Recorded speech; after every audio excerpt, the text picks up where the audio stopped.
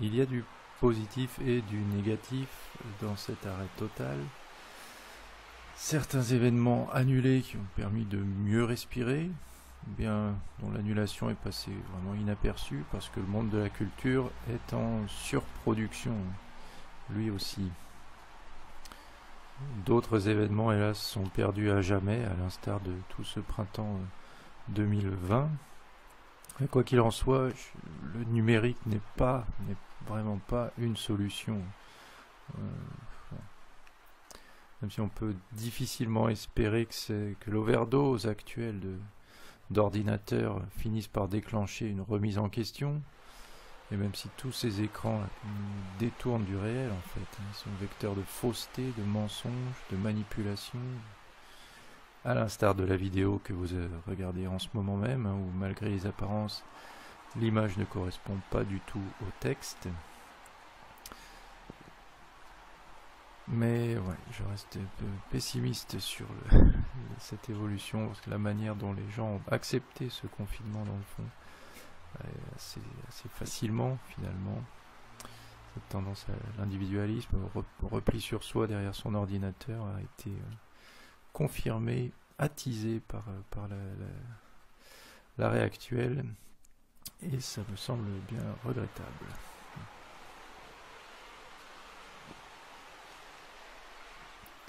La crise en elle-même ne m'a rien inspiré du tout, personnellement.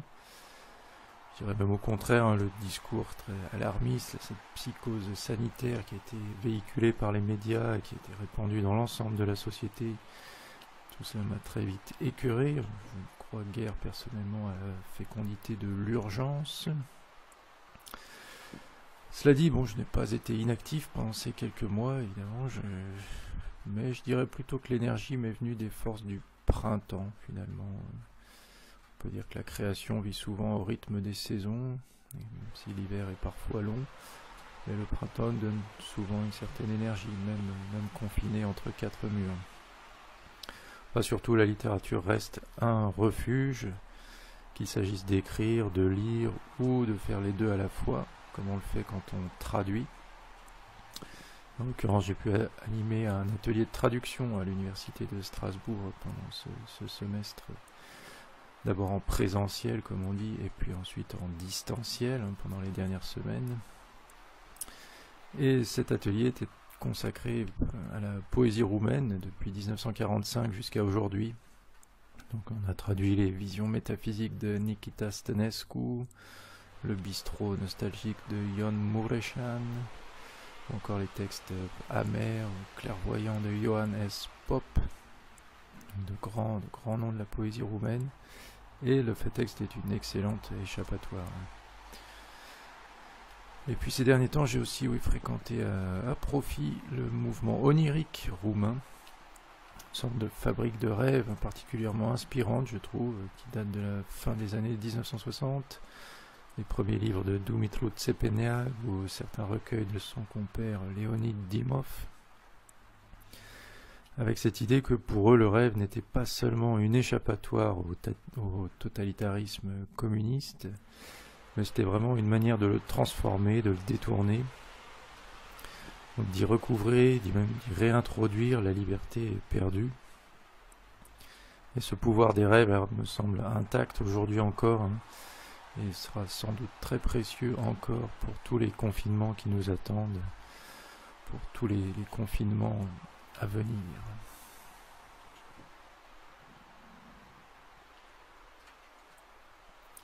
Alors, il y a très souvent un décalage entre le temps du travail et le temps de la rémunération, qu'il s'agisse de traduction, de droit d'auteur ou même de contrat salarié. On est très souvent payé après coup, voire longtemps après. Donc concrètement, si la crise actuelle me prive de travail aujourd'hui, les conséquences financières se feront surtout sentir plus tard, et sans doute aussi longtemps que cette crise aura duré. En l'occurrence, il n'est pas sûr que ma petite maison d'édition, de micro-édition, survive jusque-là. Mais avant de plier boutique, j'espère quand même éditer encore un ou deux recueils, notamment l'allemand Michael Lenz, ou bien le roumain Miloš Mikleușanu, deux auteurs contemporains. Voilà, que la crise n'aura pas empêché de poursuivre ce travail-là, même si les menaces sont encore plus grandes qu'avant pour l'édition de poésie.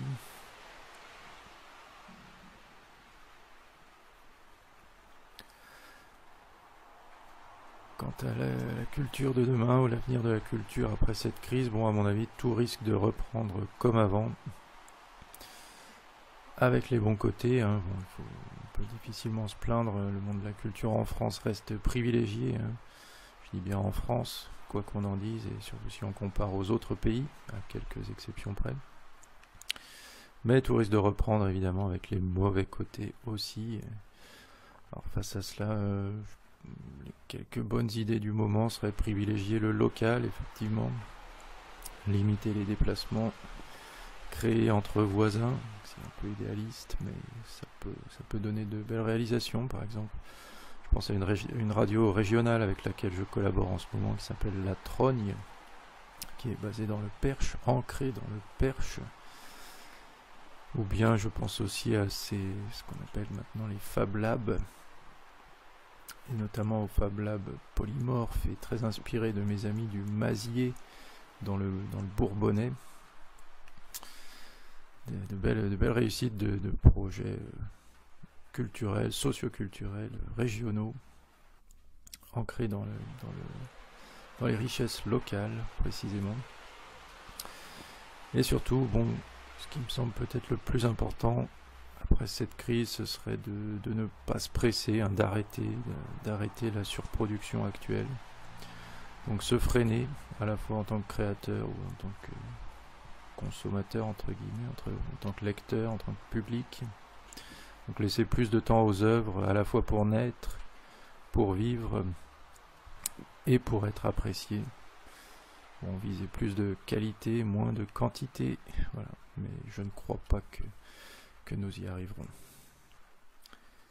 Je voudrais en conclusion citer quelques lignes, lire quelques lignes de Cioran, extrait de son livre précis de décomposition qui date de 1949, son premier livre écrit en français. Et ce texte qui m'a hanté, qui m'a beaucoup obsédé pendant tout ce confinement, un texte intitulé précisément Les dimanches de la vie, dans le précis de décomposition de Cioran. Je vous lis le début de ce texte. Si les après-midi dominicales étaient prolongés pendant des mois, où aboutirait l'humanité, émancipée de la sueur, libre du poids de la première malédiction? L'expérience en vaudrait la peine. Il est plus probable que le crime deviendrait l'unique divertissement, que la débauche paraîtrait candeur, le hurlement mélodie et le ricanement tendresse. La sensation de l'immensité du temps ferait de chaque seconde un intolérable supplice, un cadre d'exécution capitale. Dans les cœurs imbus de poésie s'installerait un cannibalisme blasé et une tristesse d'hyène. Les bouchers et les bourreaux s'éteindraient de langueur, les églises et les bordels éclateraient de soupirs. L'univers transformé en après-midi de dimanche, c'est la définition de l'ennui et la fin de l'univers.